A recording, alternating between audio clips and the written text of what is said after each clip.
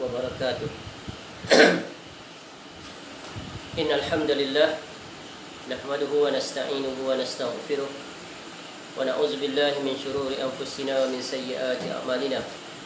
من يهده الله فلا مضل له ومن يضلل فلا هادي له. أشهد أن لا إله إلا الله وحده لا شريك له وأشهد أن محمدا عبده ورسوله.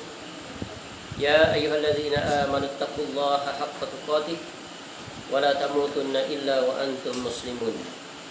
يا أيها الناس اتقوا ربكم الذي خلقكم من نفس واحدة وخلق منها زوجها وبث منهما رجالا كثيرا ونساء واتقوا الله الذي تساءلون به والأرحام إن الله كان عليكم رقيبا. يا أيها الذين آمنوا اتقوا الله وقولوا قولا سديدا يصلح لكم أعمالكم ويغفر لكم ذنوبكم ومن يطع الله ورسوله فقد فاز فوزا عظيما. أما بعد فإن أصدق الحديث كتاب الله وخير الهدي هدي محمد صلى الله عليه وسلم وشر الأمور محدثاتها وكل محدثة بدعة وكل بدعة ضلالة وكل ضلالة في النار. Allahumma inna nas'aluka ilman nafi'ah. Ya Allah, kami memohon kepada Engkau ilmu yang bermanfaat, wa rizqan thayyibah, dan rezeki yang baik, wa amalan mutaqabbala, dan amal yang diterima. Alhamdulillah, kita bersyukur kepada Allah Subhanahu wa taala dapat lagi kita bertemu pada malam ini untuk kita meneruskan program Tazkirah Ramadan untuk siri yang keempat. Dan alhamdulillah kita berada pada malam yang keempat bulan Ramadan yang cepat sekali berlalu. Sudah memasuki 4 hari kita berpuasa insya-Allah pada bulan Ramadan. Dan mudah-mudahan pada malam ini kita akan dapat semula untuk kembali mentadaburi ayat-ayat pilihan, iaitu daripada surah yang ketiga. Sebelum ini kita telah mengambil faedah daripada surah yang pertama, suratul Fatihah, ayat yang kelima, iaitu iyyaka na'budu wa iyyaka nasta'in. Kemudian pada hari yang kedua, semalam, ataupun sesi tazkirah kita yang ketiga, iaitu kita mengambil faedah daripada ayat 168 hingga 169 daripada suratul Baqarah, yang inti utamanya adalah tema yang berkaitan dengan larangan kita menjadikan syaitan sebagai teman dekat, kerana syaitan adalah selama-lamanya musuh kita nombor satu. Inna syaitana lakum adu fattakhizu adu. Sesungguhnya syaitan itu adalah musuh kamu, maka jadikan dia sebagai musuh. Baik, sekarang kita berpindah kepada suratul Imran, iaitu surah yang ketiga di dalam susunan surah-surah di dalam Al-Quran. Dan insya-Allah pada malam ini kita akan memilih satu ayat daripada 200 ayat yang terkandung di dalam suratul Imran, iaitu ayat 185. Tapi sebelum kita memasuki mentadaburi ayat ini, ada baiknya kita mendapat gambaran sinopsis secara umum tentang surah Al-Imran. Surah Al-Imran bermaksud keluarga Imran, yang terdiri daripada 200 ayat. Dia adalah surah Madaniyah, iaitu ayat-ayat yang diturunkan setelah Nabi SAW berhijrah ke bumi Madinah. Dinamakan Al-Imran kerana mengandungi kisah keluarga Imran, yang mana dalam kisah ini disebutkan tentang kelahiran Nabi Isa alaihissalam, Nabi yang kedua terakhir sebelum datangnya Nabi sallallahu alaihi wasallam sebagai penutup para rasul. Disebutkan sekitar jarak di antara Nabi Isa alaihissalam dengan Nabi sallallahu alaihi wasallam sekitar 600 tahun. Disebutkan kelahiran Nabi Isa alaihissalam, persamaan kejadiannya dengan Nabi Adam alaihissalam, dan beberapa mukjizatnya, serta pula disebut kelahiran Maryam putri Imran, ibu kepada Nabi Isa alaihissalam. Surah Al-Baqarah yang sebelum ini telah kita ambil faedah daripada 2 ayat, dan kaitannya dengan surah Al-Imran yang kita akan ambil faedah daripada satu ayat, iaitu ayat 185 ini, dinamakan kedatangannya.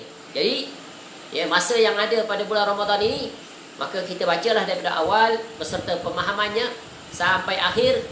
Dan untuk perincian kita rujuklah kepada tafsir-tafsir yang muktabar, sama ada dalam bahasa Arab ataupun dalam bahasa kita, iaitu bahasa Melayu atau bahasa Indonesia, iaitu bahasa yang dekat dan menjadi lisan kita Ya, mudah-mudahan dengan itu kita akan dapat mengambil banyak faedah daripada ya perenungan, pemerhatian, ya, dan ya tadaburnya kita terhadap ayat-ayat di dalam setiap surah yang kita baca pada bulan Ramadan. Baik, sekarang kita akan mula memasuki.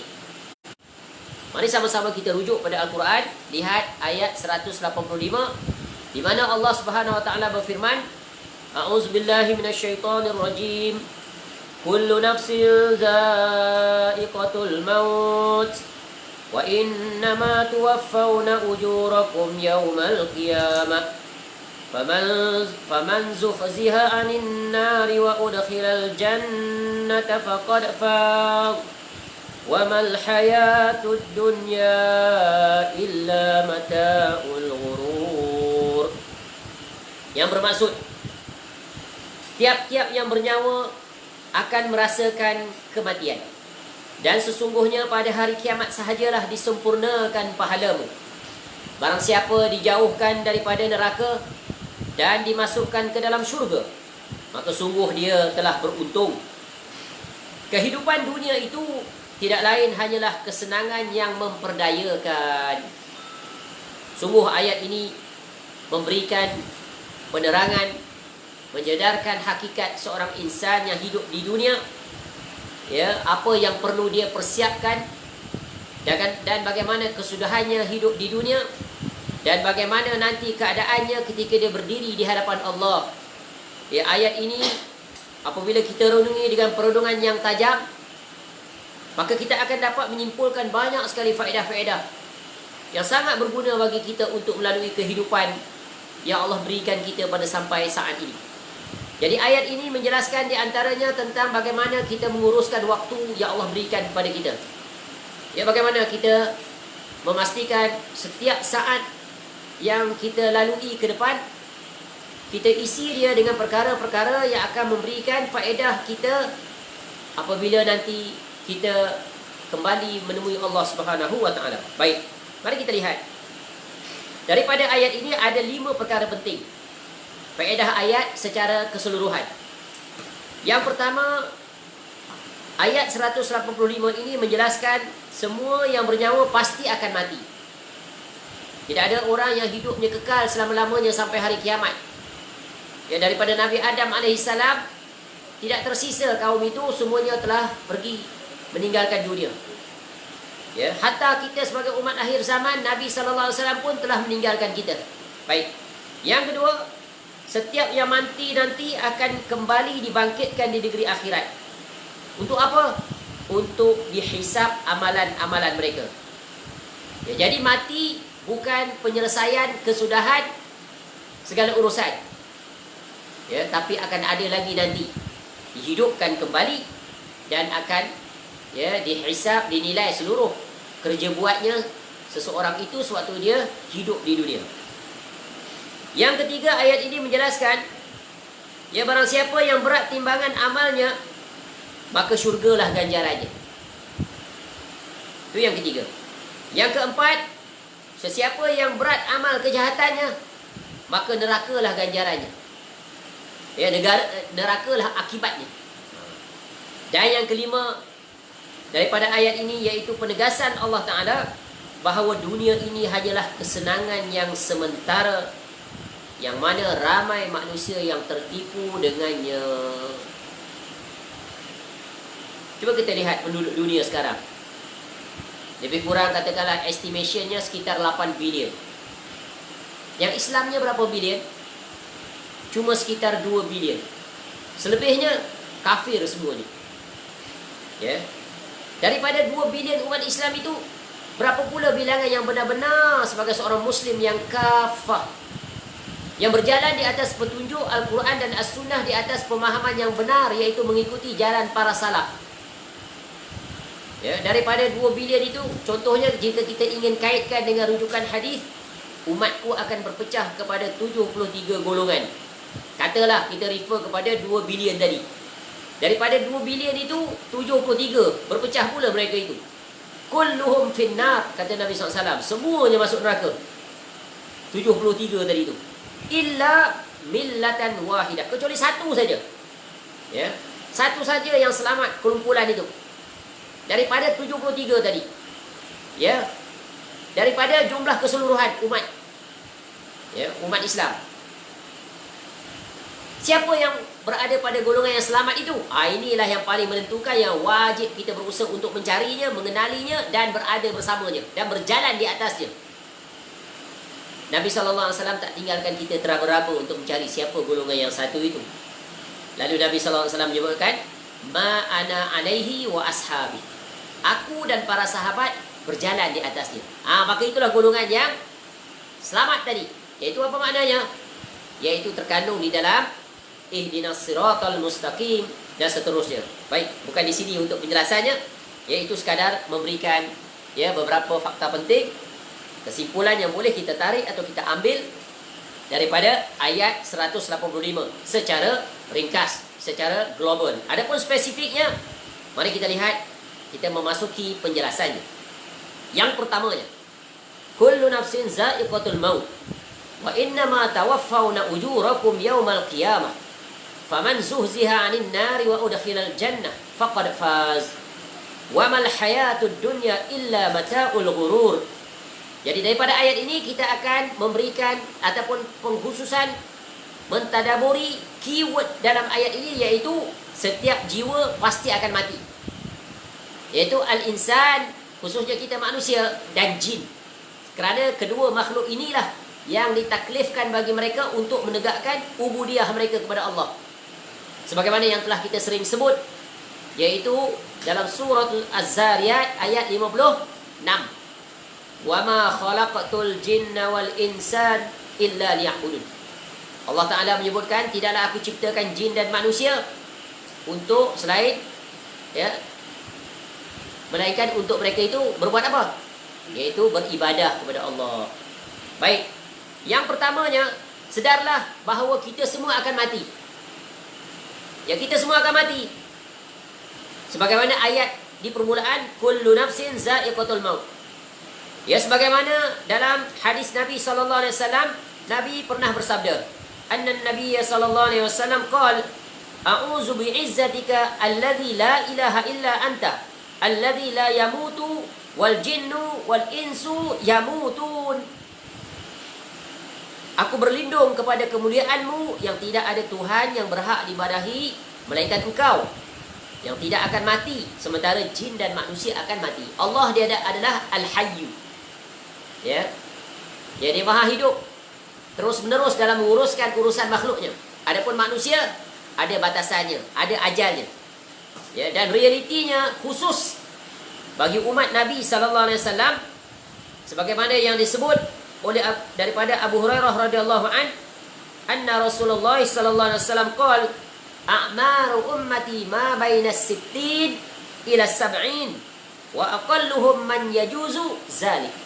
Ini adalah hakikat tentang umur umat Nabi sallallahu alaihi wasallam. Yaitu kata Nabi sallallahu alaihi wasallam, umur umatku adalah antara 60 hingga 70 tahun sahaja. Dan sangat sedikit sekali di antara mereka itu yang melepasi usia itu. Jadi barangkali boleh dikatakan umat Nabi SAW adalah umat yang paling pendek umurnya. Ya, berbanding dengan umat-umat dahulu.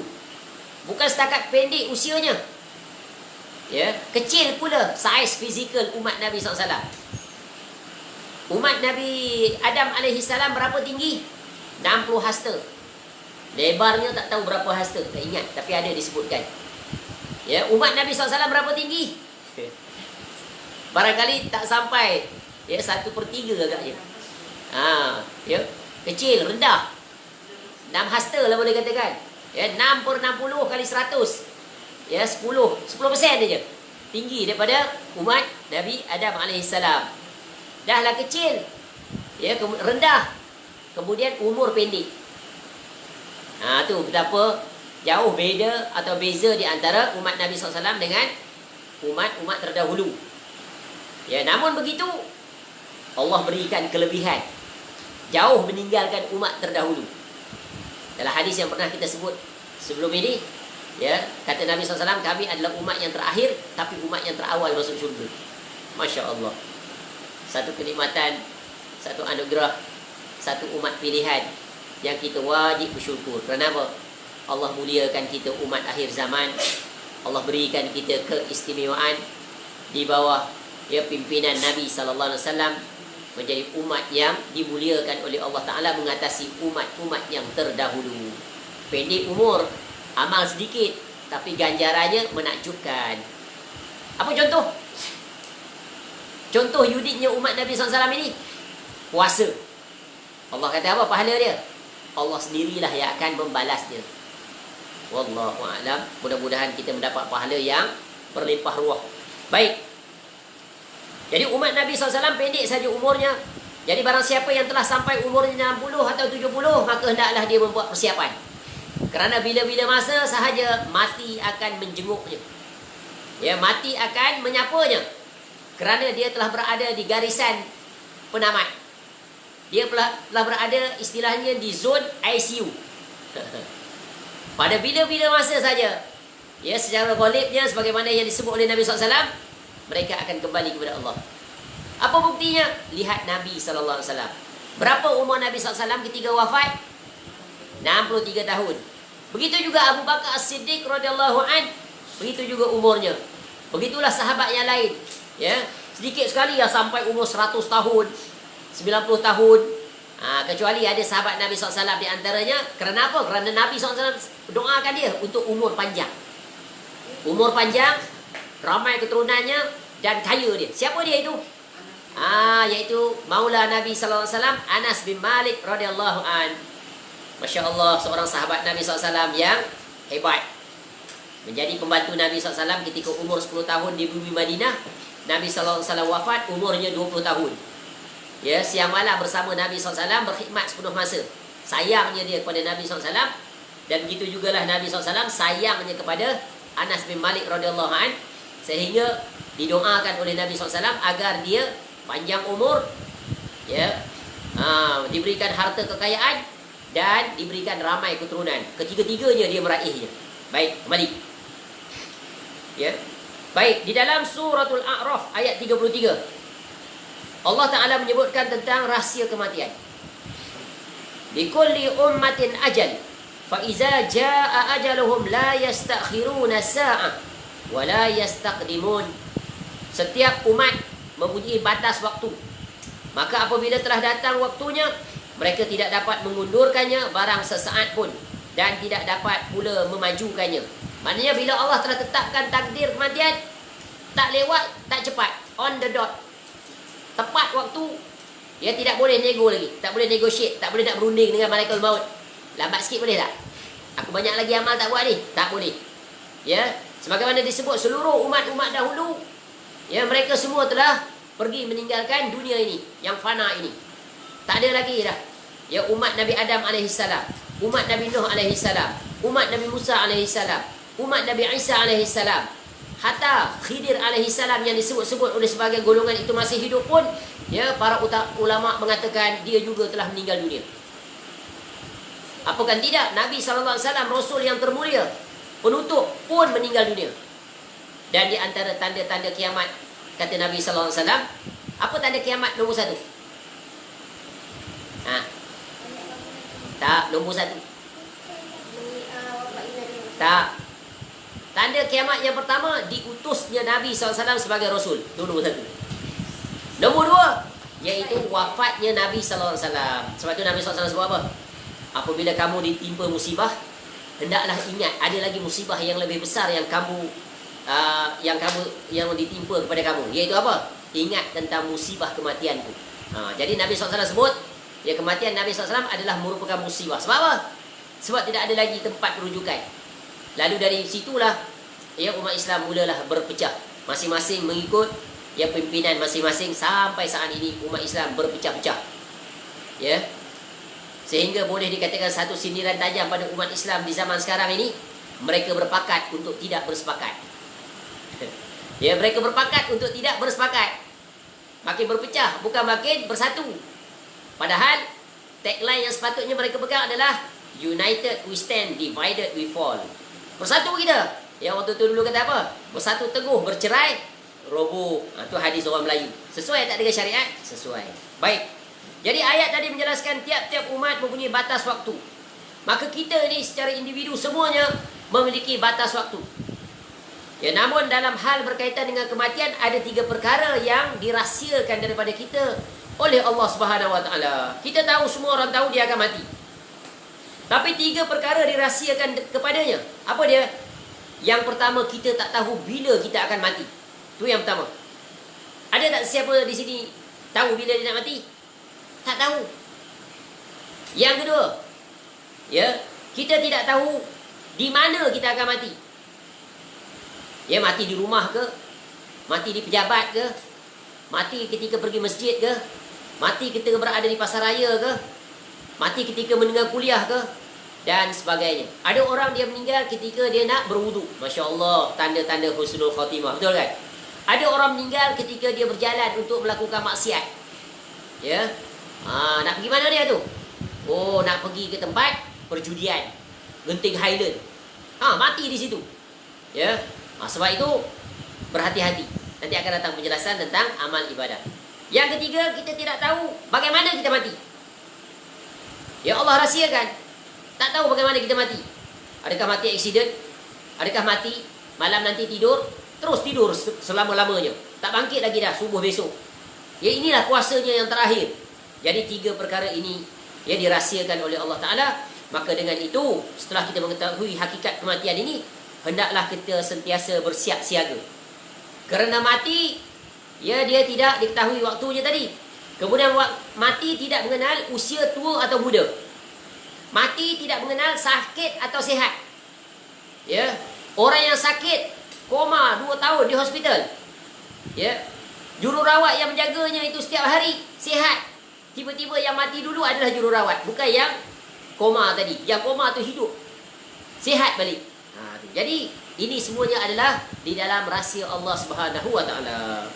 Jadi setelah kita mengetahui hakikat tentang kematian tadi, hendaklah kita sentiasa bersiap siaga. Bagaimana? Jadi Nabi SAW telah mengingatkan kita, yang pertamanya, ya, hendaklah kita sentiasa mengingati mati. Orang yang bijak, orang yang cerdas, bukan orang yang berjaya dalam peperiksaan. UPSR dapat 5A, PT3 dapat 8A, SPM 10A, ya, University first class, PhD mumtaz, bukan. Itu dari neraca dunia, betul. Tapi hakikatnya orang yang cerdas, orang yang bijak siapa? Ni Nabi SAW menjelaskan. Ya, ketika datang seorang lelaki, faja'u rajulun minal ansar fasallama ala Nabi sallallahu alaihi wasallam thumma qala, datang ya daripada Ibnu Umar radhiyallahu anhuma, dia meriwayatkan hadis ini. Dia berkata apa? Aku bersama Rasulullah sallallahu alaihi wasallam, lalu seorang lelaki Ansar datang kepada beliau sallallahu alaihi wasallam, kemudian mengucapkan salam kepada Nabi sallallahu alaihi wasallam. Lalu dia langsung bertanya, "Ya Rasulullah, ayyul mu'minina afdal?" Wahai Rasulullah, siapakah mukmin yang paling baik, yang terbaik, afdal? Tu. Ya, lalu Nabi sallallahu alaihi wasallam menjawab, ya, qala ahsanuhum khuluqa.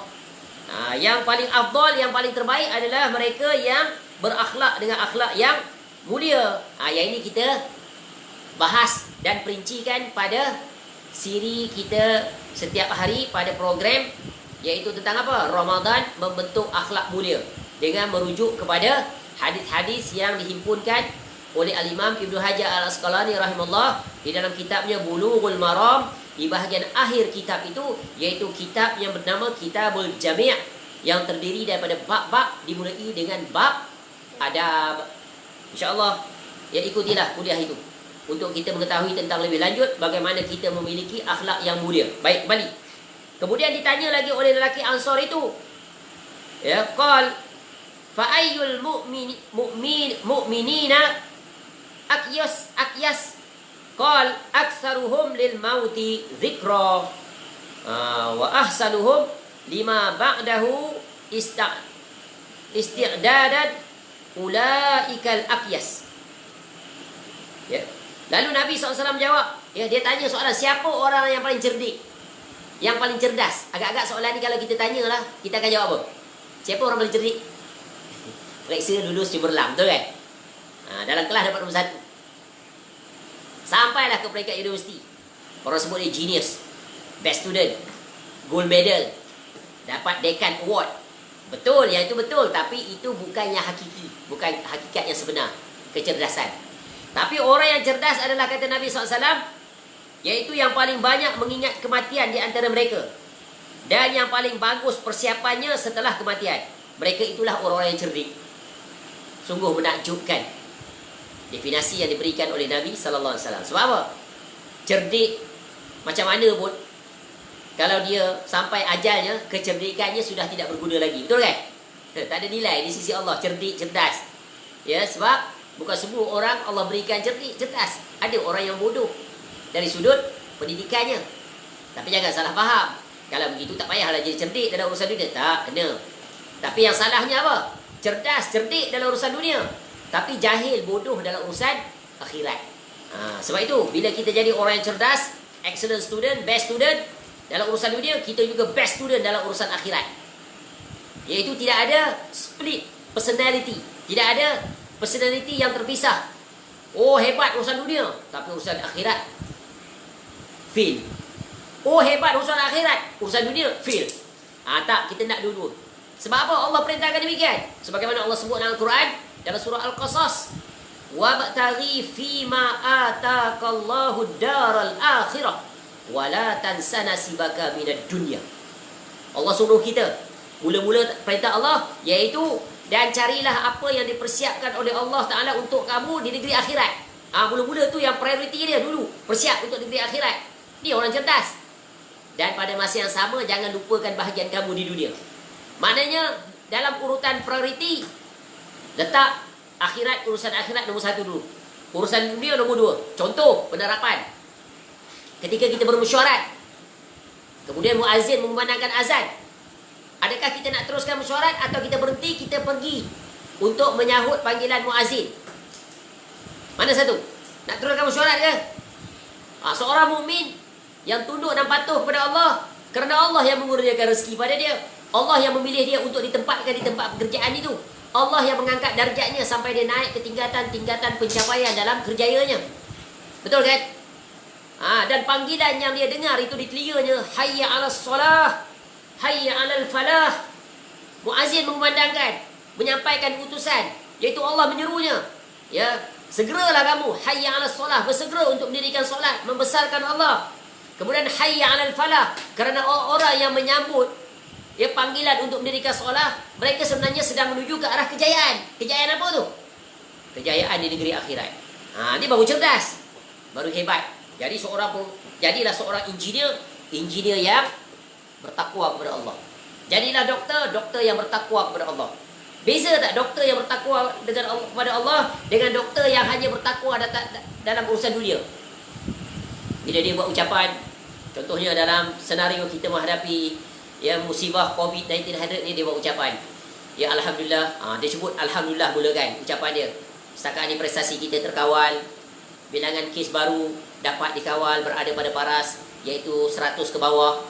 Bilangan kematian juga dapat diminimalkan. Ya, kita telah letak target sekurang-kurangnya at least maksima seorang. Kemudian kita dapat kurangkan zon-zon merah menjadi zon-zon hijau. Ya, di samping usaha kita, kerja buat kita berdasarkan ilmu yang Allah berikan pada kita, dan kita mengharapkan semua masyarakat memberikan kerjasama patuh terhadap apa yang telah kita keluarkan, iaitu hendaklah bersabar, diam di rumah, kecuali jika ada urusan, itu pun ketua keluarga yang boleh keluar dan sebagainya. Dan marilah kita sama-sama berdoa kepada Allah agar Allah mengangkat musibah yang melanda kita, agar kita dapat kembali melakukan aktiviti harian kita seperti hari-hari yang lain.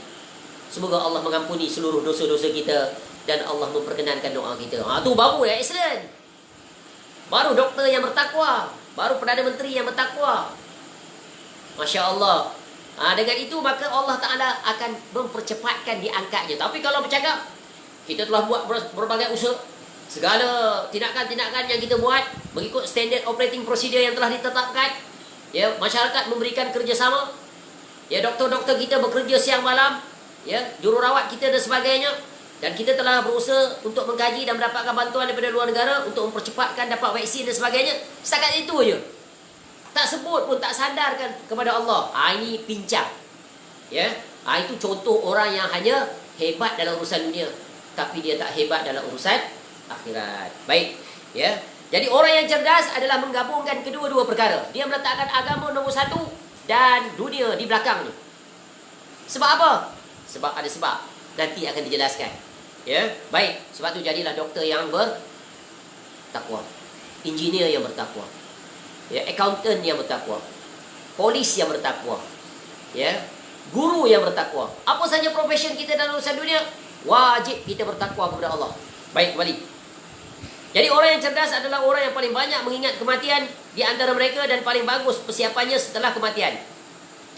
Rasulullah SAW bersabda juga dalam hadis yang lain, yaitu daripada Abu Hurairah radhiyallahu anhu, qala Rasulullah SAW, aksiru zikra hazimil lazzat, yakni al-maut. Di perintah Nabi SAW. Perintah Nabi SAW pasti bermanfaat. Walaupun melawan arus dengan kepahaman yang salah masyarakat dunia sekarang ini. Ya, yaitu apa? Perbanyakkanlah mengingat pemutus kenikmatan, yaitu kematian. Dalam Islam sahaja yang mengajar kaedah ini. Ya, kaedah bagaimana nak berurusan dengan kehidupan dunia.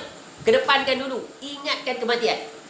Tapi kalau orang yang berfikiran menggunakan akal sekularnya, dia mengatakan, mana mungkin kita setiap hari, setiap saat mengingati kematian. Ini akan menyebabkan kelemahan, pesimis, putus asa.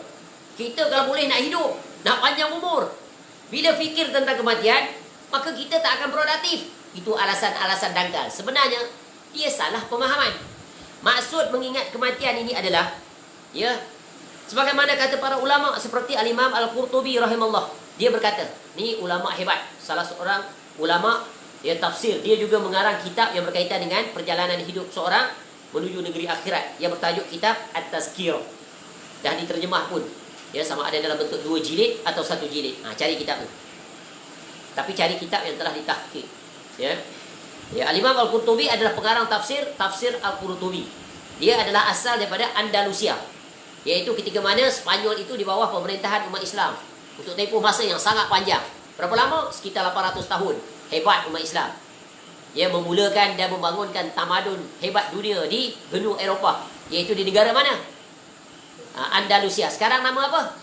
Spanyol. Iaitu bertentangan dengan Laut Mediterranean, berdepan dengan di antara negara-negara Afrika, iaitu Maghribi. Masya Allah. Ya, cantik negaranya. Lautnya Mediterranean. Tempat yang di mana banyaknya buah-buahan yang berbagai. Baik. Apa kata Al-Imam Al-Qurtubi rahimahullah? Sering-seringlah mengingati pemutus segala kenikmatan, iaitu kematian. Ia adalah kata-kata yang singkat namun mengandungi peringatan dan merupakan nasihat yang sempurna. Sebab orang yang mengingati kematian, maka dia akan memperolehi 4 perkara. Yang pertama, iaitu kenikmatan yang ia rasakan saat ini akan menjadi teguran baginya. Sebab apa?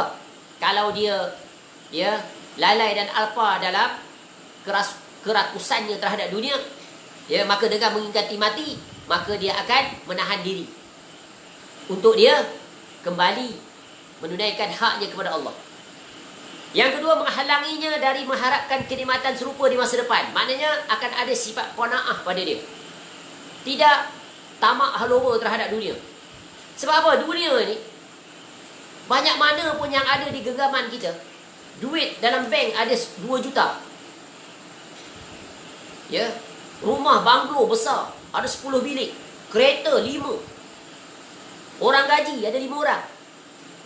Motor ada 4-5. Basikal, semuanya dia ada. Tapi adakah semuanya dia menikmati? Dia memiliki, tapi belum tentu dia menikmati kesemuanya. Betapa banyak orang yang Allah Ta'ala berikan, iaitu dia memiliki, macam-macam dia miliki, tapi Allah tarik, iaitu nikmat, dia tak menikmati.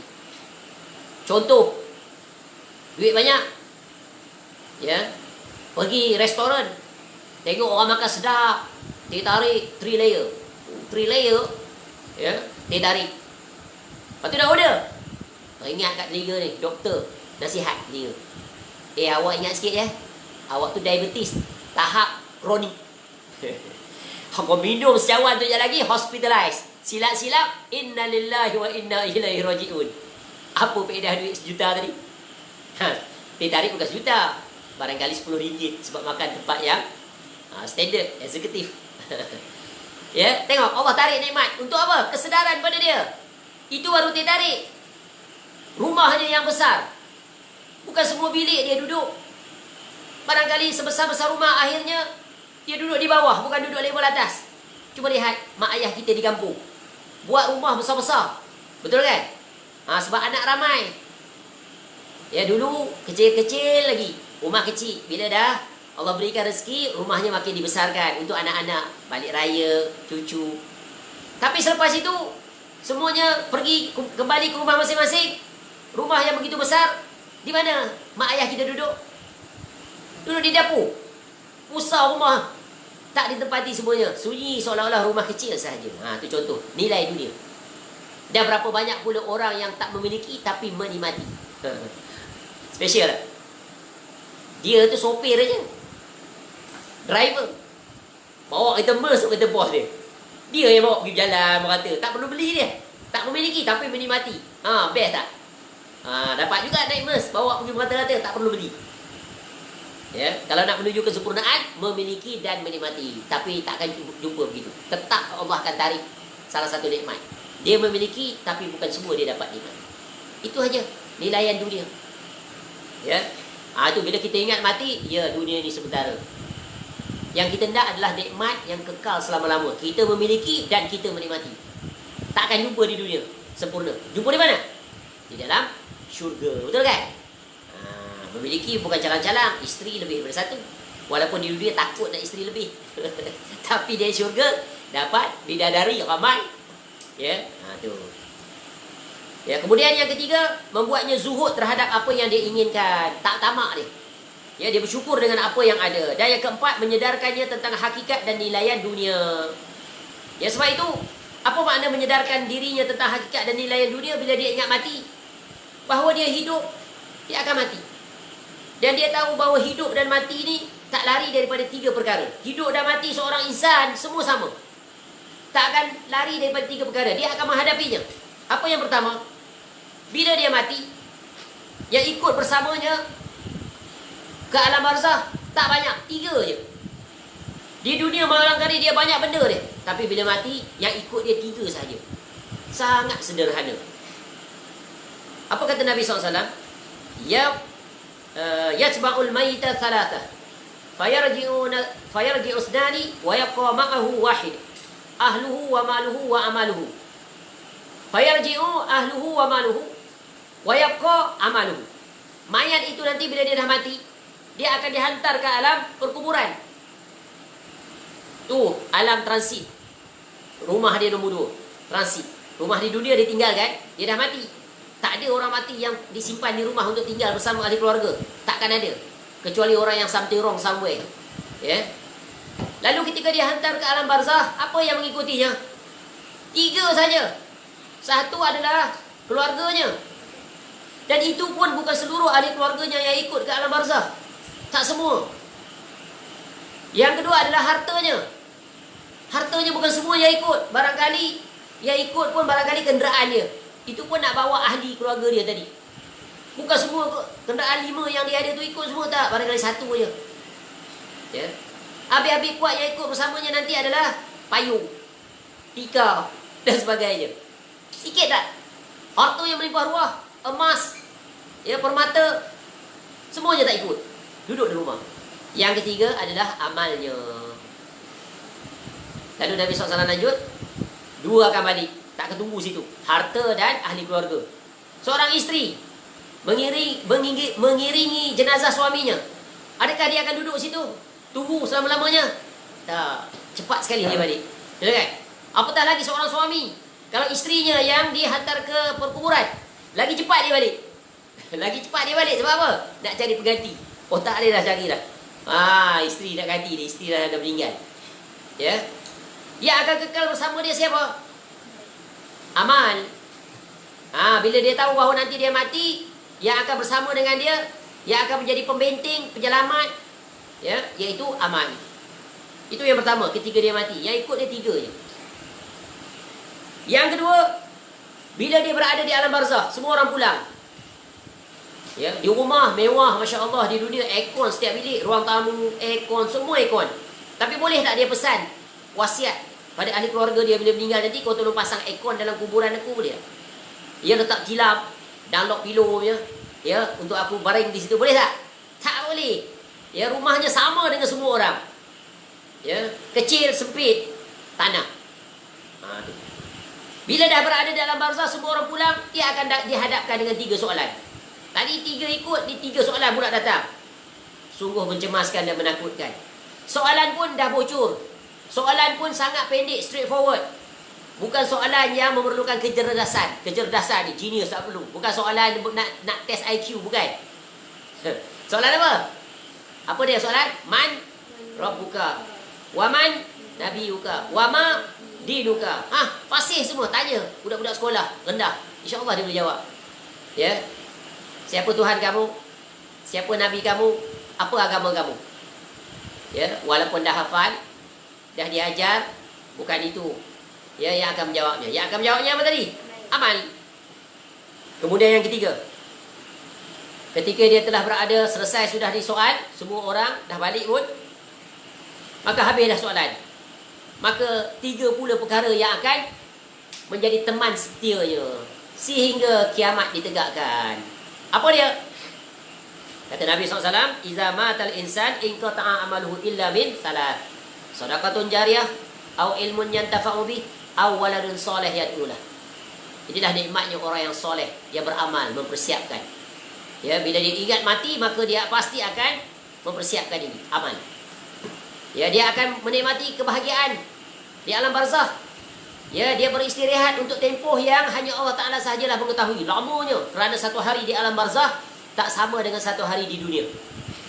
Yang akan menemaninya apa tadi? Iaitu yang pertama, ya, sedekah jariah. Di dunia, walaupun dia duit tak banyak, tapi dia rajin bersedekah. Ya, bila masuk bulan Ramadan, dia bersedekah luar biasa. Sangat berbeza berbanding dengan bulan tak bulan Ramadan. Tu. Kemudian, ya, pahala berterusan untuk dia apa lagi? Waladun soleh, anak-anak soleh. Ketika di dunia, dia mendidik anak-anaknya. Ya, mengajar agar bertakwa kepada Allah. Jadi engineer yang bertakwa. Tu. Ya, jadi kerani yang bertakwa. Jadi peniaga yang bertakwa. Menjadi imam yang bertakwa. Ya. Yang ketiga apa? Ilmun yantafa'u bih. Ilmu yang bermanfaat. Betul kan? Dia tak pandai berceramah, tak pandai kuliah. Dia share kuliah orang pada orang lain. Tu. Selagi mana orang tengok, dia dapat manfaat, dia pahala berjalan berterusan. Dia tak pandai nak berceramah. Ya, lalu dia beli buku-buku kecil, buku-buku poket. Ya, dia pun bagi pada jiran kiri kanan. Dalam kereta dia banyak buku-buku kecil, buku poket. Bila berhenti kat RNR, dia jumpa siapa-siapa saja, dia bagi seorang satu. Bagi kat peniaga seorang satu. Siapa-siapa saja dia bagi, bukan dia jual. Biasa kita ni kalau orang bagi takut lari. Ya, sedikit-sedikit jual buku. Ya. Dia tak, dia bagi cuma ambil ni bang. Saya bagi bukan nak jual. Mudah-mudahan bermanfaat. Biasa orang terkejut sebab biasa jarang orang bagi percuma. Biasa orang berniaga. Tak salah berniaga. Tapi kita nak pahala. Sebab apa? Dengan mengeluarkan wang beli kitab, kita dah dapat pahala. Kemudian kita bagi pada orang, dah dapat pahala. Orang pula baca, dapat pahala. Dia duduk di alam barzah tu, dalam kubur pahala jalan aja. Kira seolah-olah nak buat pemahaman lah. Ya. Macam kita duduk dalam bilik sejuk, aircon sejuk, rasa nikmat, dia best, dia tidur. Macam itulah umpamanya. Ya, untuk mendekatkan pemahaman, bukan hakikat gitu. Tapi nikmat tak dia? Sebab apa? Sebab bila duduk di alam barzah, orang yang beriman tadi, ya, dia boleh jawab 3 soalan, kemudian amal berterusan datang pada dia. Maka apa nikmat yang akan dia perolehi di alam barzah? Allah jadikan alam kuburnya itu salah satu daripada pintu-pintu syurga, taman-taman syurga. Nikmat tak? Syurga. Sebelum masuk syurga hakiki, syurga dah rasa dah di alam barzah. Baik, seterusnya. Jadi, ya, natijahnya bila kita mengingati mati, ya, sebagaimana kata Al-Imam Ad-Daqqaq rahimallah, dia berkata, orang yang sering mengingati kematian akan dimuliakan dengan 3 perkara. Ni kesannya. Kita ingat mati tu bukan tak payah berbuat apa-apa, relax kata kerja lah, berzikir je lah, solat je. Tak. Maknanya dia tidak disibukkan dan tertipu, terlalaikan dengan urusan dunia. Bila sampai waktunya untuk solat, dia solat. Ya, bila sampai untuk dia menuntut ilmu dengan kuliah, dia dengan kuliah. Bila sampai waktunya untuk melakukan sesuatu, dia buat dalam urusan dunia. Bila bekerja, dia bekerja bersungguh-sungguh. Dia jadi pekerja yang paling amanah, paling berprestasi, paling produktif, paling berkualiti, paling baik sekali pelayanannya kepada pelanggan yang datang. Itu dia. Ya. Pada masa yang sama, dia sangat hebat dalam urusan ibadah. Maka bila dia mengingat kematian, dirinya dalam urusan dunia berprestasi, dalam urusan akhirat berprestasi. Ya. Jadi dia dimulakan dengan 3 perkara. Yang pertama, Allah akan berikan dia, iaitu dia semangat untuk sentiasa segera bertaubat. Yang kedua, hatinya yang qanaah, cukup bersyukur pada Allah. Sebagaimana tadi pada siri, ya, program kita yang berkaitan dengan Ramadan akhlak membentuk mulia, kita telah baca hadis yang kedua, iaitu tentang apa? Unzuru ila man huwa fawqakum. Ya, pandanglah orang yang berada di bawah kamu dalam urusan dunia. Jangan pandang orang atas, supaya kamu tak meremehkan nikmat-nikmat Allah.